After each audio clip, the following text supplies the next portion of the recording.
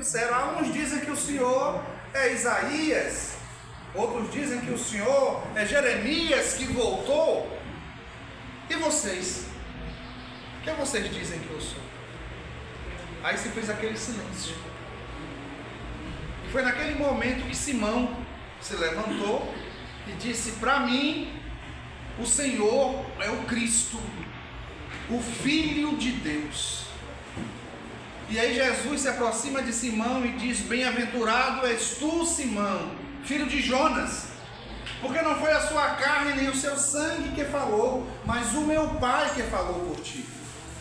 De agora em diante não serás mais Simão, mas será Cefas, Pedro, a rocha onde eu edificarei a minha igreja. E tudo que vocês ligarem na terra será ligado no céu. E tudo que vocês desligarem na terra será desligado no céu. E a morte e o mal não terá poder sobre vós. E aí, naquele instante, Jesus disse: vamos para Jerusalém. Travou de novo, gente. Cadê o rapaz aqui no sul? Vamos para Jerusalém. E aí, nesse momento, Judas diz: então lá, Senhor, o Senhor vai ser elevado como rei. E Jesus diz: não, Judas, lá o Filho do Homem vai ser preso, vai ser julgado, vai ser condenado, vai ser supliciado, crucificado e morto. E aí Pedro diz: não, a gente não vai deixar, vamos para outro lugar. E aí Jesus diz: cala-te, Pedro, pois Satanás fala pela tua boca. Pedro aí pirou, porque nesse instante Jesus disse que era Deus e agora era Satanás. E aí Pedro começa a chorar e se calou. No dia seguinte, na viagem, nos conta Humberto e Amélia, Pedro olhava para Jesus acanhado, e Jesus na dele, como psicoterapeuta, deixando Pedro ruminar a situação. Quando Pedro não aguentou mais, ele foi lá: Senhor, por favor, me ajude. O que aconteceu ontem à noite? O Senhor disse que Deus tinha falado por mim, mas depois o Senhor mandou calar a boca, dizendo que o Satanás estava falando por mim. Como é isso, Jesus? E ele disse: Pedro, isso foi uma lição para você e para todos que virão depois de você. Para todos que virão depois de você. Não, vai indo, fica ali, você vai indo aos pouquinhos. Para que todos saibam que, prestem atenção que Jesus disse a Pedro, com um pensamento, com um sentimento, com uma palavra, com uma atitude, você pode alçar voos às zonas mais superiores da vida, mas também pode descer aos abismos mais profundos do desequilíbrio. Por isso, Pedro, orai e vigiai sem cessar. É o convite que Jesus faz para nós. E aí está Jerusalém, tá? Tem a cidade nova e a cidade antiga. Preservaram a cidade antiga, pode ir. O Muro das Lamentações é a única parte do templo que foi construído, sonhado por Davi, construído por Salomão, ampliado e reformado por Herodes o Grande. É a única parte do templo que existe. No ano 79, o templo foi destruído por Tito, imperador romano, e só ficou essa parede. E Jesus tinha dito que não ficaria. Então sapidinhos, está vendo? Então sapidinhos, vá, meu filho. Vá. E aí, quando Jesus chega na entrada de Jerusalém, antes de pegar o burrinho para entrar, ele diz: ah, Jerusalém, se ao menos neste dia que agora te foi dado, conhecesses ainda tu o que te pode trazer a paz, mas por ora tudo isto está encoberto aos teus olhos. Ou seja, A luz apareceu e os homens escolheram as trevas. O amor chegou e os homens escolheram o ódio. Vai, meu filho.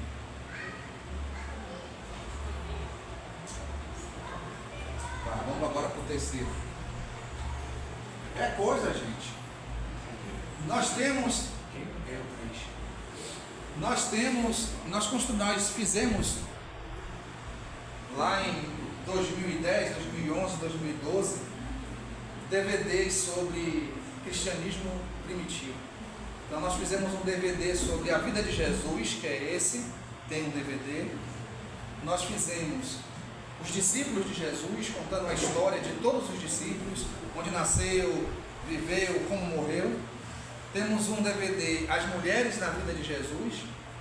Tem as parábolas de Jesus na Reforma Íntima. Tem os fenômenos realizados por Jesus, onde analisamos todas as curas e todos os fenômenos que Jesus fez. E encerra com o DVD de Paulo de Tarso, o apóstolo dos gentios. Também temos um sobre a vida de Francisco de Assis. A entrada de Jesus em Jerusalém, ali também há uma figura para a gente analisar. Jesus entra montado num burrinho. Os homens depositavam no chão seus mantos, suas túnicas, palhas de oliveira, e Jesus entrando. Observem ali no desenho que quem está pisando são as patas do burro. Os pés de Jesus estão em cima flutuando. O que é que isso nos diz? Jesus não se dobrou às homenagens humanas. Ele estava acima dos aplausos humanos, porque ele sabia que muitos que estavam ali, o chamando de Messias, Hosanna ao filho de Davi, estariam depois na sexta-feira gritando: solta Barrabás e crucifica Jesus. Vai, meu filho. Vai. E aí acontece uma coisa interessante. Quando Jesus entra no templo, estão lá os vendedores, os vendilhões. Ele vai para uma escada, um degrau mais alto, ele diz: Jerusalém, cidade fiel, você se transformou numa meretriz. Esta casa é uma casa de oração e vocês transformaram em covil de ladrões. E aí ele começa a derrubar as mesas. E aí a gente pergunta: Jesus teve raiva? Jesus teve ódio? O que foi que Jesus sentiu? Jesus sentiu o que toda pessoa que tem fome e sede de justiça sente: indignação. Indignação é um sentimento que a gente deve preservar, porque se a gente não se indignar contra as injustiças, nós entramos numa doença psicossocial chamada normose, que é justamente você deixar como normal uma coisa que não é normal. Então, antigamente, quando a gente via a notícia: fulano foi assassinado, era uma comoção. Era uma comoção quando havia uma morte. A rua que a gente morava ficava em silêncio. Ninguém botava música. Hoje, a pessoa é assassinada na rua e as pessoas passam assim, tiram foto, filmam, sem nenhum sentimento, sem nenhuma empatia, porque nós estamos anestesiando o nosso coração. Nós estamos anestesiando a nossa capacidade de indignação. Indignação não é ódio, indignação não é raiva, indignação é um componente imprescindível para aquele que tem fome e sede de justiça. E no Sermão da Montanha, nas Bem-aventuranças, Jesus fala de justiça 2 vezes. Bem-aventurados que têm fome e sede de justiça, e bem-aventurados perseguidos por amor à justiça. Então a justiça é uma questão importantíssima, não é? Uma questão importantíssima. A partir daí, Jesus começa a ser observado na tentativa daqueles que o observaram de matá-lo. Às vezes as pessoas dizem assim: Jesus morreu por nós, Ele não morreu por nós. Jesus morreu porque ele incomodou. Ele incomodou romanos, ele incomodou judeus. Morrer é muito fácil, gente. Morrer é um fenômeno rápido. O maior sacrifício de Jesus não foi morrer na cruz. O maior sacrifício de Jesus foi nascer. Nascer aqui, conviver com a gente. Quando ele está a nascer, ele diz: não há maior alegria do que dar a vida por um irmão, por um amigo. Dar a vida não é morrer. Morrer é um instante. Dar a vida é viver a vida inteira por aquela pessoa, por aquelas pessoas, não é? Então, quando ele está na cruz, ele está se libertando. Ele está concluindo a sua tarefa. O nascimento de Jesus na terra é comparado a você pegar o sol e colocar numa garrafa de Coca-Cola. Aí está o sacrifício de um ser puro reencarnar no meio tão sórdido, nas trevas, no meio de tanto ódio, para nos trazer o amor. Esse foi o sacrifício dele. E aí começaram a tentar ele, né? Primeiro o homem chega e pergunta: mestre, é certo pagar tributo? Imposto? Até hoje imposto de renda incomoda, não é? Não, está chegando. Está chegando. Mas naquela época o imposto romano era terrível. Então, se Jesus dissesse não é certo pagar, ele ia ser preso pelos romanos. Se ele dissesse é certo pagar, ele seria pego pelos judeus. Olha que pergunta capciosa. E ele, Jesus, não tinha papo na língua. Ele falava diretamente. Quando fizeram essa pergunta a ele, ele disse: por que vocês me tentam, hipócritas? Me dê uma moeda. E deram a moeda a ele. De quem é essa imagem? De quem é essa escultura nessa moeda? É de César. Então, dê a César o que é de César, e dê a Deus o que é de Deus. Respondeu Jesus. Respondeu Jesus. Pouco tempo depois, uma mulher adúltera, que o pessoal confunde com Madalena. Madalena não tem nada a ver com mulher adúltera. Uma mulher adúltera é jogada aos pés dele. Senhor, essa mulher foi pega em adultério. Mais um teste. Moisés diz que nós temos que apedrejá-la.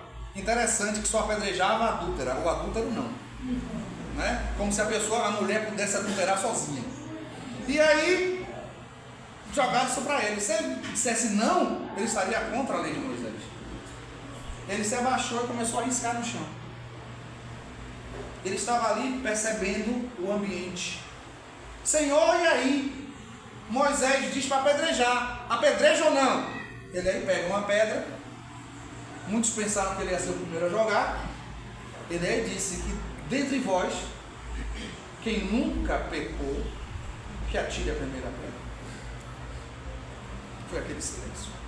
Porque a autoridade de Jesus, a autoridade moral de Jesus, a presença de Jesus magnetizava aqueles que estavam ali, que envergonhados, porque cada um começou a refletir nos próprios defeitos, porque muitas vezes várias prostitutas, aqueles que estavam com a pedra na mão durante o dia, iam buscá-las durante a noite. E Jesus disse: quem tiver sem pecado atire a primeira. Os mais velhos, como viveram mais, fizeram mais besteira, foram os primeiros a largar as pedras. E naquela época, os jovens obedeciam aos mais velhos. Então, se o mais velho jogou, eu também jogo. E aí Jesus pergunta à mulher: cadê os que te condenaram? E o pátio estava vazio. E ele disse: eu também não te condeno. Vá e não tornes a pecar. E a mulher foi levada pelo marido, que pegou no adultério. E a Amélia Rodrigues nos conta que essa mulher depois vai morar em outra cidade. E o marido doente, acabado, depois de muitos anos, vai para o lugar que ela criou para receber os doentes e morre no colo dela. Para vermos como é a vida, não é? E aí acontece uma coisa fantástica, gente.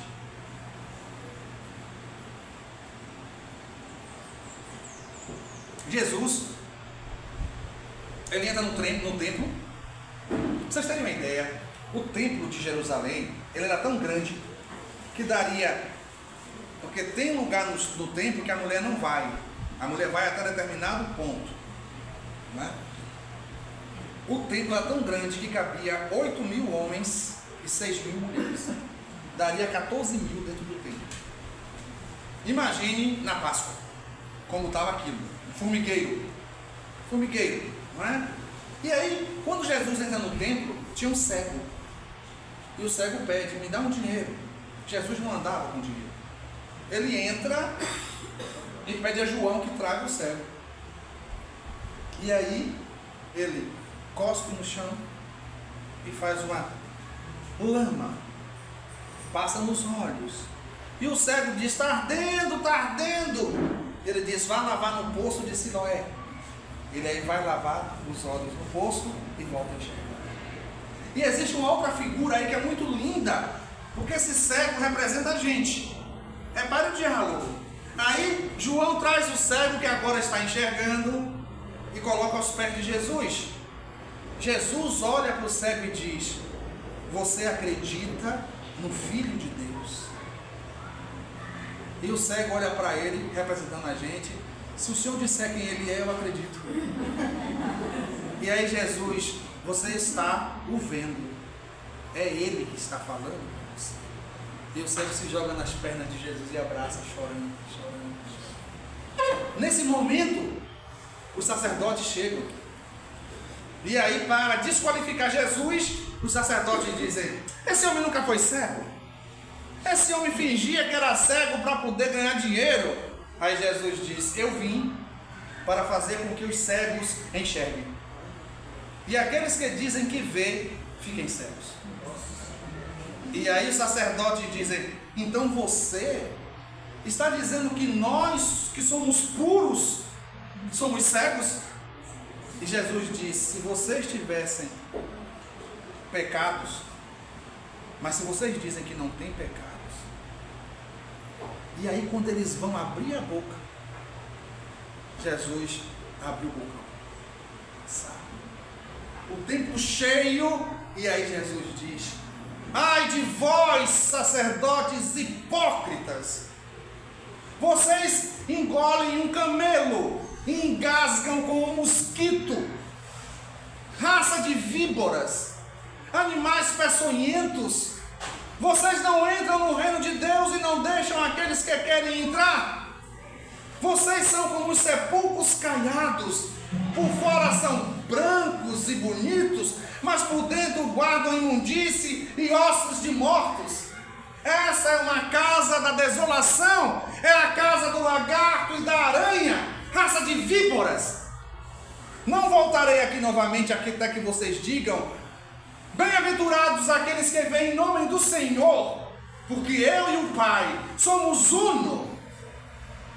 Ele sai e ali ele assinou a sentença de morte. Quando ele sai, ele chama os discípulos e diz, vocês estão vendo? Não ficará pedra sobre pedra, será tudo derrubado. Quando ele chega nas escadarias, ele chora. Ele se deita e chora. E ele diz, Jerusalém, Jerusalém, que matou todos os profetas que eu enviei. Como eu queria fazer com vocês, como a galinha faz com seus pintinhos, colocá-los debaixo de minhas asas, mas vocês não quiseram. Ficarão na desolação e no vazio. E aí ele sai. Vai para Betânia. Interessante que Jesus, ele ia para Jerusalém durante o dia e durante a noite ele ia para Betânia. Ficava mais ou menos a meia hora caminhando de Betânia a Jerusalém. Meia hora, 45, 50 minutos. De Jerusalém para Betânia. E ele ia ficar na casa de Lázaro, de Maria e de Marta. Não é? E aí, lá um dia, Maria vem e joga um unguento perfumado nos pés de Jesus. Aquele unguento assim, sabe, de alabastro. aquele cheiro caríssimo, imagine perfume francês, multiplique por 100, caríssimo aquele óleo. E aí quando ele joga, ela joga aquele óleo, ela diz: bendito seja o Senhor. E aí Judas diz: a gente podia pegar esse óleo, vender e dar o dinheiro aos pobres. Aí Jesus diz: Judas, os pobres vocês sempre terão, mas a mim nem sempre. E eu quero que o que essa mulher fez, a única coisa que ele pediu para escrever, eu quero que o que essa mulher fez seja escrito para que todos saibam do seu amor por mim. Maria era especial. Tá? O que aconteceu? Segunda-feira ele ia para Jerusalém, ele ficava em Jerusalém, de noite ia para Betânia. Terça fez a mesma coisa. Quarta fez a mesma coisa. Tá? Quinta-feira ele não foi para Betânia, porque ele sabia o que iria acontecer. Ele disse que ele entregaria a vida porque ele quis entregar, não porque iam tirar dele, mas o amor dele por nós. Teve uma vez, eu sempre falo isso, porque foi uma coisa que me marcou muito, não. Me marcou muito. Eu tinha 17 anos de idade. Eu conheci o Espiritismo com 16 anos. E 17 anos, ele está naquele conflito de jovem, né? O que é que quer, onde quer ir, quem eu sou, o que é que eu estou fazendo aqui. E aí eu peguei o livro Luz do Mundo, de Amélia Rodrigues. E lá em casa tinha um quartinho no fundo. Aí eu fui para esse quartinho lá no fundo e peguei esse livro para ler. E meu olho bateu numa frase. E essa frase foi a maior declaração de amor que eu já vi na minha vida. Quando eu li essa frase, eu entrei num choro convulsivo. Eu passei mais de 1 hora chorando sem parar. A ponto de quando eu entrar em casa, minha mãe fazia assim: você não estava inchado? Foi o que aconteceu. Jesus faz uma declaração de amor linda. Ele diz assim: vós sois a minha longa dor. Vós sois o grande amor da minha vida. Sem mim, vocês estão dispersos pelo mundo. E sem vocês, eu sofro na solidão. Olha que coisa forte. Eu digo: meu Deus, eu sou uma porcaria. Eu sou um nada. Eu sou de uma insignificância tremenda. Mas ele vai se sentir só se eu não estiver com ele. Ele vai sofrer com a minha ausência. Ele vai sofrer com a ausência de vocês. Nós somos a longa dor dele. Porque desde quando começamos a jornadear no mundo, ele nos acompanha. Desde que ficamos lá com os sumérios, com os babilônicos, com os gregos, com os persas, com os egípcios, ele vem nos acompanhando, vendo nossas quedas. Por isso nós somos a sua longa dor. Mas ele continua conosco porque nós somos o grande amor da vida dele. O grande amor da vida dele. E é por isso que todos os dias em minhas orações eu digo: Senhor, eu não presto, mas o meu coração é teu. Ele não quer que o nosso coração fique perfeito para a gente entregar a ele. Ele quer o nosso coração como está, mas ele quer agora. Ele não quer o nosso coração depois. Ele quer o nosso coração agora, nesse momento. E na ceia, ele diz: o pastor será preso e as ovelhas se desgarrarão. E Pedro fala: eu não. De jeito nenhum. Não, Senhor, não. Pedro: eu seria capaz de dar minha vida pelo Senhor. Pedro: antes que o galo cante 3 vezes, você negará que me conhece. Não, Senhor, de jeito nenhum, de jeito. Pedro: eu já orei ao meu pai. Eu pedi ao meu pai por você. E eu sei que quando você se recuperar, você vai cuidar dos seus irmãos. E aí ele diz: dentre vós, um vai me trair. João, eu amo João. João, o mais amado, Ele se aproxima de Jesus, coloca a cabeça no seu tórax, olha para Jesus e fala baixinho: Senhor, a minha mente está confusa, o meu coração está desassossegado, sou eu que vou te trair, Jesus. Jesus maneia a cabeça e faz: aquele que pegar o pão comer. E no momento que Jesus pega o pão, Judas nega. Por que isso? Porque a profecia dizia assim: e o meu amigo, aquele a quem eu tanto amava, que comeu do meu pão, levantou o calcanhar contra mim.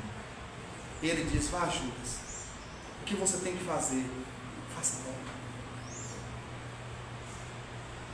E ele diz aos discípulos: vocês vão sentir uma grande dor, mas depois sentirão alegria. Igual a mulher quando pare, que ela sente a dor do parto, mas quando a criança nasce, ela esquece a dor, porque uma criança veio ao mundo. Na última ceia, é isso que a gente precisa aprender. Quando ele falou do seu sacrifício, ele percebeu que na mente dos discípulos estavam aquilo: mas se ele morrer, quem é que vai ficar no lugar? Quem é que vai substituir? Deve ser eu que sou mais velho. O outro pensou assim: não. Sempre que tem alguma coisa especial ele me chama, deve ser eu. O outro pensou assim: acho que é João, que ele gostava mais. Aí os discípulos são igualzinhos a gente. Quando ele percebeu isso, ele foi lá dentro, tirou a roupa, botou uma toalha na cintura, ficou nu da cintura para cima, como se vestiam os escravos, os servos, e foi lavar os pés dos discípulos. Quando chegou em quem?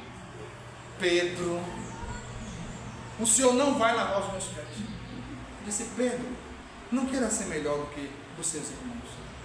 Mas Senhor, o Senhor é meu mestre. Pedro, eu sei que eu sou mestre, mas eu estou lavando os seus pés para que vocês possam fazer uns aos outros. Aquele que quiser ser o maior, deve ser o menor. E aquele que quiser ser o Senhor, deve ser o servo de todos. Então me molhe todo. Ela queria o pé. Quanto banho? Você tomou banho hoje, Pedro? Tomei, então os pés só assim. Foi lá, lavou os pés de Pedro. Vá, postura de quem serve. O menor e o servo de todos. Às vezes, quando a gente fala em servir, a pessoa que serve, no conceito da humanidade, é uma pessoa inferior. Mas a pessoa que serve é que é superior. É melhor dar banho num doente do que ser doente a tomar banho. É melhor fazer o curativo num ferido do que ser o ferido a receber o curativo. É melhor indicar o caminho ao perdido do que ser o perdido. Então, servir é um privilégio. É um privilégio. E servir em nome de Jesus é o maior privilégio que a gente pode ter na terra. E aí ele faz o convite do amor. Eu dou-vos um novo mandamento, que vos ameis uns aos outros, assim como eu vos amei. Porque vós também mutuamente vos ameis. Nisto conhecerão todos que sois meus discípulos, se vos amardes uns aos outros. Nós não seremos conhecidos como discípulos de Jesus pelo nosso verbo. Nós não seremos conhecidos como discípulos de Jesus pelo tempo que a gente tem de espiritismo. Nós não seremos conhecidos como discípulos de Jesus pelos nossos títulos acadêmicos. É manga no telhado. Nós seremos conhecidos como filhos, como discípulos do Cristo, quando nos amarmos. Mas amor de verdade. Esse sentimento que faz com que a gente transcenda a tudo que a gente possa imaginar. O amor que faz com que a gente tire uma roupa do próprio corpo e vista quem está com frio, com alegria. O amor de acolher uma criança no colo, uma criança que ninguém quis. o amor de acolher um idoso abandonado pela ingratidão ou pelas necessidades da vida. É a isso que Jesus nos chama. Esse é o convite dele. Ele orou pelos discípulos durante a ceia. Por eles é que eu oro, Pai Santo. Guarda em teu nome aqueles que me deste, para que eles sejam um, assim como nós também. Eu dei-lhes a tua palavra e o mundo os aborreceu, porque eles não são do mundo, como também eu não sou do mundo. Eu não peço que os tire do mundo, mas sim que os guardes do mal. Assim como tu me enviaste ao mundo, também eu vos enviei ao mundo. Eu me santifico a mim mesmo por eles, para que também eles sejam santificados na verdade. Jesus nos convida, vai, meu filho. Jesus nos convida à oração constante. Há 2000 anos ele orou por nós. Olha que coisa. Há 2000 anos ele já orava por cada um de nós. Olha lá. Eu não rogo somente por eles, mas rogo também por aqueles que hão de crer em mim por meio da sua palavra, para que eles sejam todos um, como tu, Pai, és em mim e eu em ti, para que também eles sejam um em nós, e creia ao mundo que tu me enviaste. Isso é lindo. Observem, preste atenção. Deus, Ele é tão imenso, Ele é tão imenso que todos nós estamos dentro dele, sem Ele deixar de ser Ele e sem a gente deixar de ser a gente. Mas ao mesmo tempo, Ele se faz tão pequeno para caber dentro da gente. Por isso que Jesus disse: o Pai está em mim e eu estou no Pai. Nós estamos mergulhados em Deus e somos mergulhados por Deus. Onde você for, Ele está. Eu posso me afastar dos amigos, eu posso me afastar dos familiares, mas eu não posso me afastar dele. Ele é onipresente. E Jesus diz: eu estou neles e tu estás em mim, para que eles sejam consumados em unidade. Se fala muito unificação. Unidade é mais do que unificação. É eu sentir o amor de Naum. É Val sentir o meu amor. É desejarmos o mesmo desejo. Observe isso. O amor ao Pai e aos nossos irmãos. E esse mundo precisa disso. E o que pode acontecer daqui da próximo ano em diante pode ser coisas bem mais difíceis que a Covid.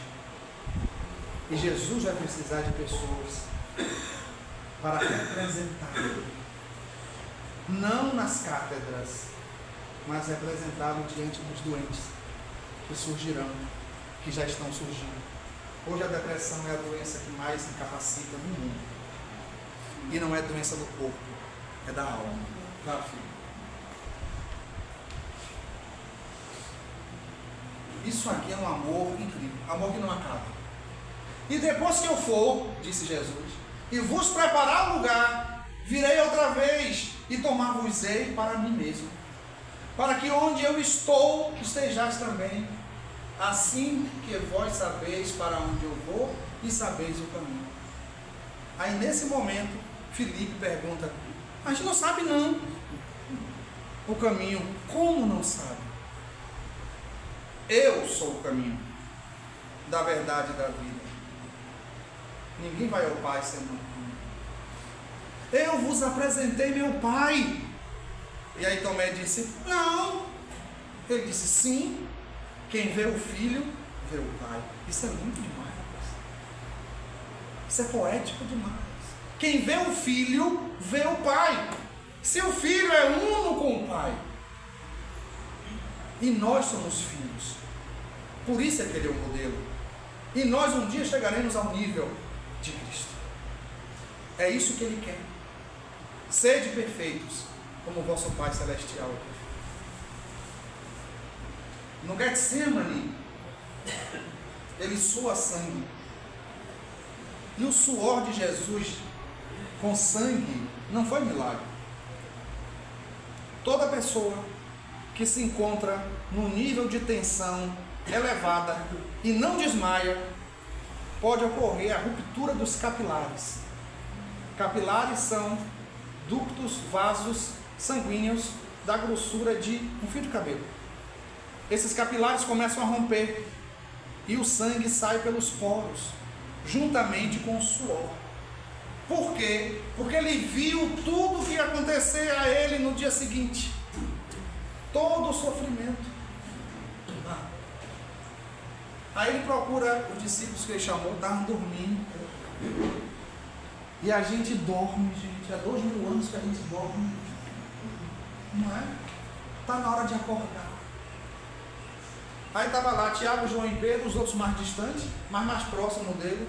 Tiago, João e Pedro no sono. Aí ele chega. Será que nem nessa hora vocês conseguem velar comigo? Aí vai orar novamente. Pai, se é possível que esse cálice passe por mim sem que eu dele beba, que seja feita a tua vontade. E ele volta suando sangue, os três dormindo de novo. Levantai-vos, porque aquele que vai me trair já está chegando. Eu estou sentindo uma dor mortal. O espírito está pronto, mas a carne é fraca. Vá. João, ele sofreu muito depois da morte de Jesus. E olha que ele ficou com Jesus o tempo todo. O único que ficou o tempo todo com Jesus. Só que ele não se conformava com esse negócio de ter dormido. Ele não se conformava. Quando ele mais precisou de eu dormir, eu peguei no sono. Aí um dia ele estava chorando. Jesus aparece para ele e faz: João, a minha solidão no horto também foi um ensinamento para você e para todos que virão depois de você, para que o servidor do Cristo saiba que mesmo estando no meio da multidão, na hora do testemunho, ele estará só. O testemunho é só. Mesmo que você tenha alguém do lado, você está só. É você que está sentindo. É você que está passando. O outro imagina. Mas só quem passa sabe o que está passando. E Judas se apresenta diante dele e dá um beijo. Esse negócio de beijo é coisa séria, né? E dá um beijo. E Jesus diz: Judas, você traz seu mestre com um beijo. Aquilo ficou na cabeça de Judas. Mas essa história é para um seminário sobre os discípulos de Jesus, que talvez a gente faça no ano passado, o ano que vem. O ano que vem. Ele vai para o Sinédrio, diante de Caifás. Olha, os caras eram tão retados, foi o que eles fizeram. Eles prenderam Jesus de madrugada, não avisaram a nenhum ancião que gostasse de Jesus, que Jesus ia ser preso, para poder ser condenado logo. José de Arimateia e Nicodemos foram porque amigos deles avisaram a eles, né? E aí Nicodemos tentou defendê-lo. E aí Caifás fez a pergunta capital, que a resposta seria blasfêmia, que era a morte. Você é filho de Deus? E Jesus olhou para ele e disse: sim, eu sou. E vocês ainda vão ver o Filho do Homem sentado à direita do Deus Pai, em sua glória. E aí aquela cena de rasgar a roupa que os judeus rasgam para dizer que estão revoltados. E aí, Pedro? Gente, Pedro tinha uma dificuldade de perdoar. Ele tinha uma dificuldade de perdoar. Para Pedro, fez tem que pagar. Ele tinha essa dificuldade. Tanto que um dia, meio impaciente, ele perguntou: mas vem cá, Jesus, ele tem que perdoar quanto? 7 vezes? Jesus disse: não, Pedro, não diga a você 7, mas 70 vezes 7 vezes. Tem que perdoar sempre. Sempre. E se você observar a caminhada de Pedro, ele sempre estava querendo se mostrar mais discípulo do que os outros. A ficha de Pedro caiu aí, quando ele nega Jesus. E a terceira negada foi assim mesmo. Jesus ia saindo. Você é discípulo dele? Ele olhou, não, eu nunca vi esse homem antes. Já pensou o que é isso? Está na BR, de madrugada, polícia para Naon, acha ele parecido com um marginal muito procurado, vai prender Naon, na hora vem passando, aí o Naon faz, Cláudio ali, ó, pode falar com ele. Aí quando o policial vai, eu digo, nunca vi esse cidadão, nem sei quem é, nunca vi mais gordo. Já pensou a dor de Naon? Já pensou a dor de Jesus? Ah, mas era Jesus. Quanto mais elevado é o espírito, mais sensível ele é. O espírito elevado, ele chora com a rosa que desabrocha. Ele chora com o pôr do sol. Ele chora com as cascatas do Niágara, porque ele vê Deus em tudo. E ele se emociona e chora. Então é muito mais fácil um espírito nobre chorar do que a casca grossa, como nós. E aí, ele vai para Herodes, vai para Pilatos. Pilatos manda para Herodes. Herodes devolve para Pilatos. Tá? E Pilatos, quando vai conversar com Jesus, com os sacerdotes,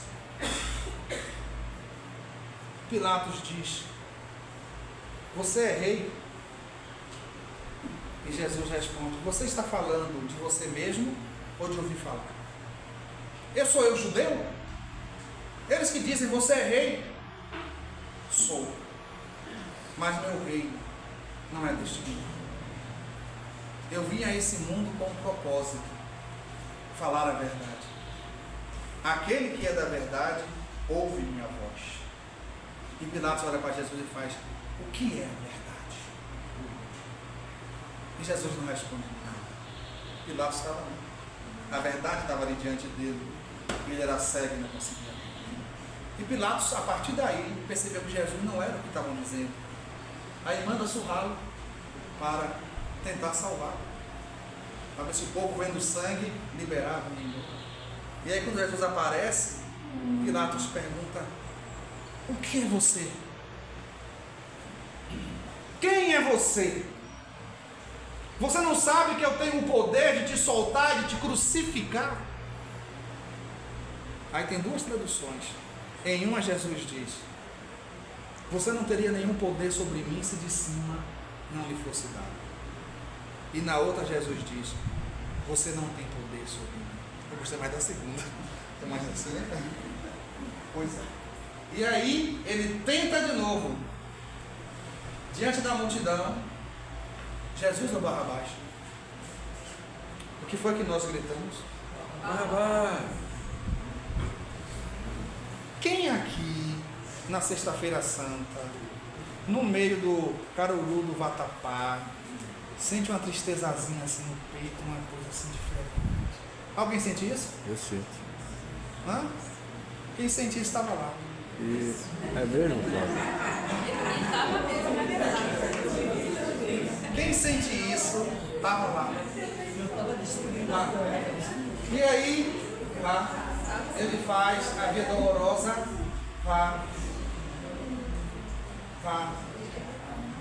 Ó, gente, Emmanuel tem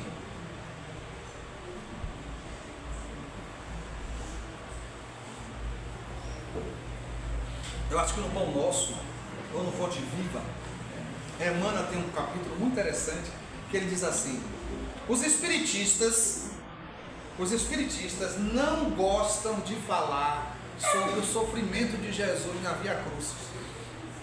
Mas isso é um equívoco, porque toda a vida de Jesus é para nós motivo de glória, de crescimento. Se você pegar Jesus no momento que ele pegou a cruz, até o momento que ele expira, ele pensou nos outros. Carregando a cruz, ele pensou nos outros. Vai. Não pode. Quando ele vai passando na entrada da porta de Jerusalém, chamada Porta de Damasco, porque dava de uma estrada que direto ia para lá, as mulheres estavam chorando. E ele diz: mulheres, não chorem por mim, chorem por vós mesmos, pelos vossos filhos. Ele estava consolando as mulheres. No momento que ele é erguido na cruz, ele diz: Pai, perdoai-os, eles não sabem o que fazem. Ele estava perdoando aqueles que o estavam matando. Quando ele foi para Jerusalém, ele disse aos discípulos: quando eu for erguido, eu vou atrair a humanidade toda para mim. Pensaram que ele estava falando em ser erguido para ser coroado. O erguido foi esse aí, de braços abertos, atraindo para si toda a humanidade. Ele teve tempo de consolar um ladrão. Gente, a crucificação é um dos crimes mais hediondos e um dos crimes que faz mais sofrer, porque a pessoa está presa pelos punhos e está presa pelos pés. Então o que acontece? O corpo pende. Quando o corpo pende, as costelas apertam o pulmão, os pulmões, e a pessoa não consegue respirar. Para a pessoa respirar, ela tem que empurrar os pés contra os pregos para subir, buscar o ar e descer de novo, e subir e descer, e subir e descer. E depois de ter perdido tanto sangue, de tanta porrada que ele tomou, a coroa que ele recebeu não foi a coroa que Judas esperava, foi a coroa de espinhos.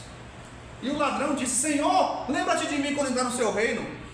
Ainda hoje te digo, estarás comigo no reino dos céus. Ele não disse que estará hoje, ele disse que estava dizendo hoje. Ainda hoje te digo, estarás comigo no reino dos céus. E aí ele grita. Isso aí é uma confusão, essa frase de Jesus. Eli, Eli, lama sabachthani. Deus, meu Deus, por que me abandonaste? Alguns mais. Está aí de tradução. Tem livro espírita falando isso. É erro de tradução.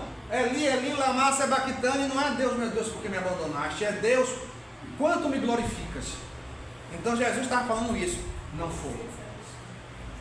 Eli, Eli, lama sabachthani quer dizer: Deus, meu Deus, por que me abandonaste? E aí a gente pensa, ele que falava de fé, na hora H ele disse: não. Vocês lembram quando eu estava passando as profecias? Lembra que eu falei um trecho que Davi escreveu? Lembra? Uma turba de malfeitores me sitiaram, eles transpassaram as minhas mãos, os meus pés, jogaram sorte das minhas vestes. Não foi? Sabe como é que começa aquele salmo de Davi? Deus, meu Deus, por que me abandonaste? Jesus estava orando. Ele estava orando o salmo de Davi. Tanto que dois sacerdotes passam e Eli, Eli, parece Elias, né? Aí um sacerdote diz: ele está chamando Elias. Outro faz: não. Ele está citando as Escrituras. Até nessa hora, ele cita as Escrituras. Então, naquele momento, era um momento de maior conexão. Não tinha dúvida, não tinha abandono. Ele estava conversando com o Pai através do Salmo 22, em algumas Bíblias, 21 de Davi. Dos discípulos, só um ficou, de corpo e alma, de corpo aberto: João. João, quando começou a seguir Jesus, tinha 15 anos. Então ele estava entre 17 e 18 anos ali embaixo. E Maria do lado. E Jesus premiou o discípulo. Ele olhou para João e disse: filho, eis aí a tua mãe. Olhou para Maria e disse: mãe, eis aí o teu filho. Ele estava pedindo para um cuidar do outro. E João pega Maria depois, quando Maria vai para dar uma multa. João vai dar uma multa, pega Maria e leva para Éfeso, onde ele conseguiu uma casa. E ela vive lá até a morte, com ele, com João, em Éfeso. E aí ele diz: está consumado. Não. João, filho de Isabel, João Batista, que morre antes. Morreu antes. É João, irmão de Tiago, filho de Zebedeu, com Salomé. Salomé, que não é a Salomé que dançou com a João Moreira. Tá certo? Vá. E aí ele diz: está consumado. Vá. Vá. O sepultamento, olha o sudário. Ele foi levado para uma. Vá, é o último. Vá de novo, mais um. Ele foi levado para uma tumba de José de Arimateia, que nunca tinha sido usada, ele estava construindo, né? E o corpo dele. Não. Não, você vai experimentar. Ah, beleza. Opa. E aí ele foi colocado naquela tumba lá.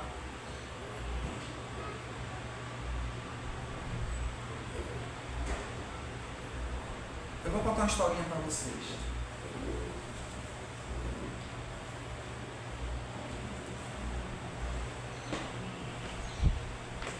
O túmulo lá em Jerusalém, que diziam que era o túmulo de Jesus, é uma igreja que tem em cima, né? Na realidade, a grande probabilidade não ter sido esse. Há algum tempo atrás, um aluno meu, ele era judeu, ele me deu um livro, me emprestou um livro de fotos da Judéia, de Jerusalém. Eu fui passando, sem ler nada. Caiu numa foto dessa. Quando meu olho bateu na foto, nunca aconteceu isso na minha vida. Chorar antes da emoção. As lágrimas começaram a cair. E eu comecei a me emocionar depois. Me emocionar. Aí cheguei para minha esposa e disse: nega, Jesus foi enterrado aqui.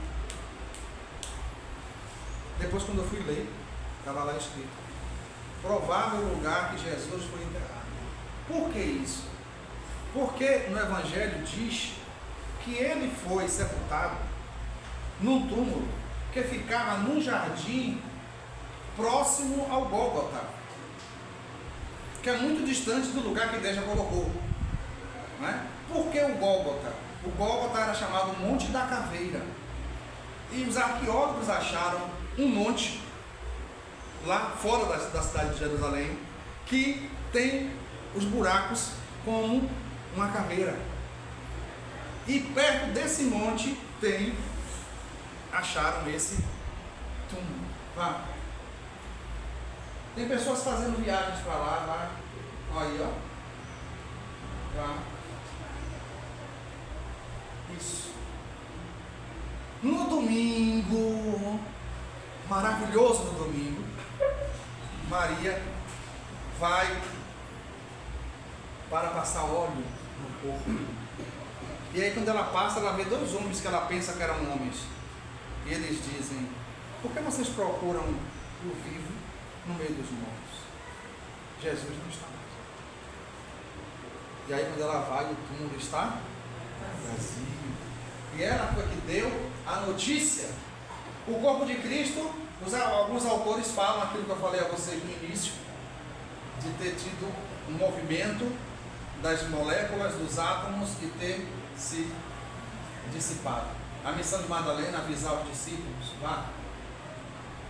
E Tomé, coloca a mão aqui, Tomé. Olha que coisa interessante.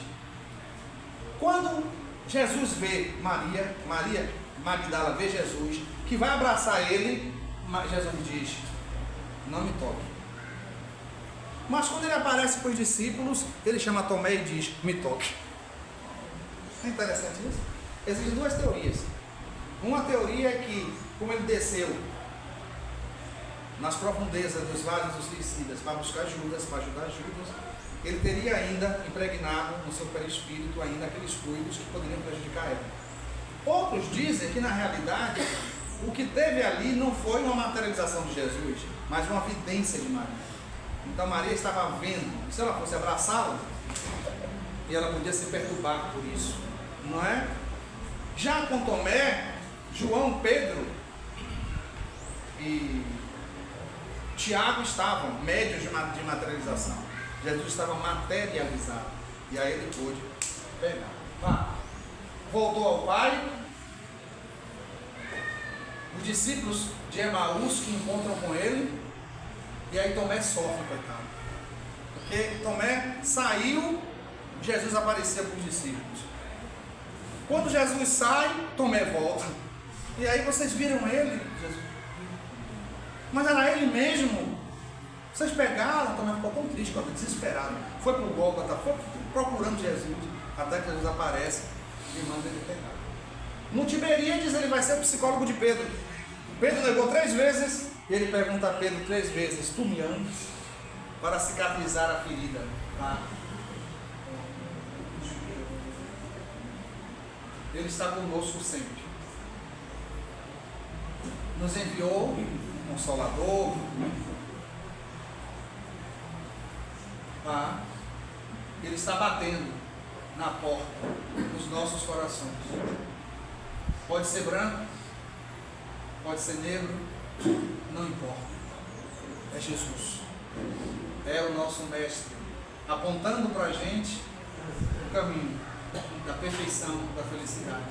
Os olhos jamais viram, os ouvidos jamais ouviram e os corações jamais sentiram o que preparei para vocês. É o que ele preparou para nós. Ele aparece na Galileia para 500 pessoas. Depois essas pessoas se espalham pelo mundo inteiro.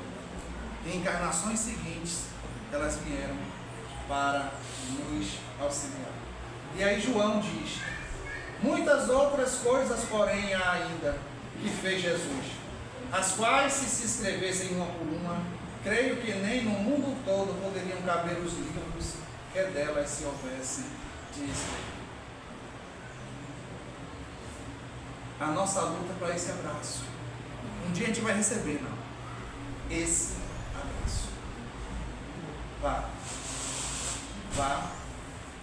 Agradecemos aos espíritos que protegem o campo da paz, na figura de Maria Dolores, mas tem o irmão Hindu, tem o irmão Richer, tem o irmão José, tem a irmã Carmelita, são os espíritos que nos coordenam, certo?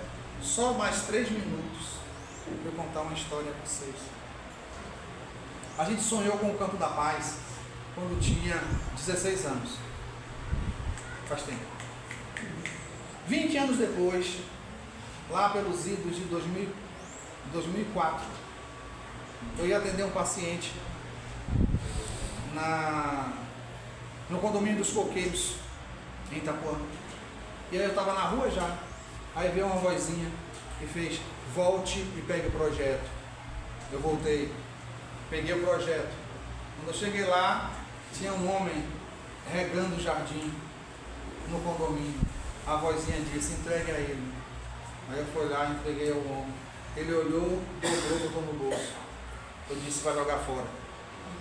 Atendi o paciente. Quando eu vou saindo, ele que tocava o tambor no chiclete com banana: vem cá, pai.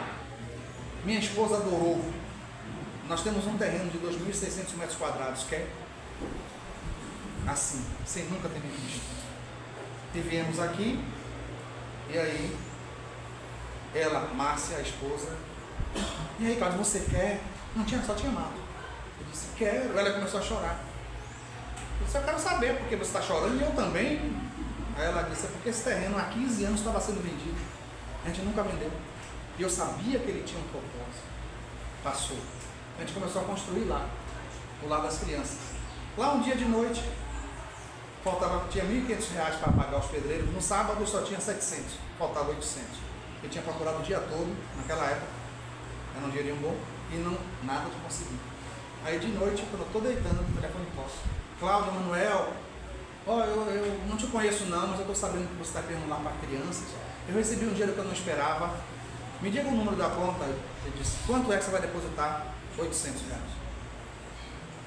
Passou, estava ali, não tinha esse salão, eu estava em pé ali, olhando para os buracos que eu mandei fazer aqui. Aí chegou um senhor, visitou as crianças, chegou, olhou para mim, se aproximou de mim e fez: esses buracos aí é para quê? Eu disse: esses buracos é para construir o centro espírita. E você tem o quê? Os buracos. Ele aí botou a mão no meu ombro e fez assim: a gente vai construir. E aí construiu. Passou. Em setembro de 2019 eu estava em casa, preparando uma palestra. Aí a mesma voz que mandou pegar o projeto disse: está na hora de começar o lar dos idosos. Eu digo, meu irmão, nem venha. Nem venha, porque não vai dar para a gente manter cá e construir lá. A gente não tem arquiteto, a gente não tem engenheiro, a gente não tem nada. E fiquei assim, tentando, não falou nada, me deu o maior gelo. De manhã, quando eu levanto, eu pego o celular, a aba tem assim: Cláudio, aqui é Tiago, eu sou o arquiteto. Não está na hora não de fazer a planta do lar dos idosos, eu vou aí domingo. O que eu quero dizer aí? Quarta-feira seguinte, estava sentado com um grupo aqui, quarta-feira de tarde. Quando eu olho pela janela, eu vejo um prédio pronto e uma velhinha assim. Nessa hora o telefone toca. Eu pego o telefone e saio quando eu ouço um amigo meu de 80 anos. Cláudio, já desencarnou. Aqui é Teobaldo. Eu digo, diga, Theo, estou sabendo que você quer fazer um lar para idosos. Eu disse, Theo, quanto é que você tem? À vontade. Aí ele me dá o número da conta que eu vou depositar um dinheirinho para você. Para dar um começo. Tá certo, vai depositar quanto, Theo? 600 mil. A gente começou a construir. Quando os 600 mil estavam acabando, chega um casal, olha aqui, o marido dela se emociona. Uma semana depois ela liga, Cláudio, a gente fez uns catadinhos aqui e manda a conta aí. Vai depositar quanto? 300 mil. E a gente começou a fazer, concluir, né? A gente parou porque não tem nada. Entenderam? Eu joguei para vocês agora. A gente parou agora. Não tem nada já. A gente parou, está sempre. Tá certo? Essa é a história do mundo. Né? As crianças que virão e os idosos. Vamos orar, gente?